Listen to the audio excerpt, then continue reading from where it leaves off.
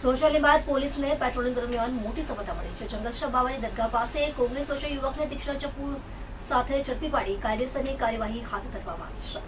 સુરત શહેરમાં કાયદોની વ્યવસ્થા જળવાઈ રહે તે માટે પોલીસ કમિશનર શ્રી તથા ઉચ્ચ પોલીસ અધિકારીઓની સૂચના તેની બાદ પોલીસ દ્વારા સઘન વાહન ચેકિંગ અને પેટ્રોલિંગ હાથ ધરવામાં આવી રહ્યું છે। 27 જૂન 2024ના રોજ પોલીસ ઇન્સ્પેક્ટર ડીડી ચૌહાણ અને સેકન્ડ પીઆઈ ડીબી ચાવડાના માર્ગદર્શન હેઠળ સર્વેલન્સ સ્ટાફના PSI KP Jadeja, PSI JG Charan તથા પોલીસ ટીમ પેટ્રોલિંગમાં હતી। દરમિયાન લિંબાયત જંગલશા બાવાની દરગાહ પાસે સર્વેલન્સ સ્ટાફના વિક્રમભાઈ, ગોવિંદભાઈ તથા અનિરુદ્ધસિંહ, પ્રહલાદસિંહને એક શંકાસ્પદ યુવક દેખાયો હતો। પોલીસે તેની અટકાયત કરી પૂછપરછ કરતા ભેસ્તાના આવાસમાં 19 વર્ષથી મુજમેલ મુંદરખાન પઠાણ હોવાનું જણાવ્યું હતું। પોલીસે તેની અંગઝડતી કરતા એક તીક્ષ્ણ ચપ્પુ મળી આવ્યું હતું।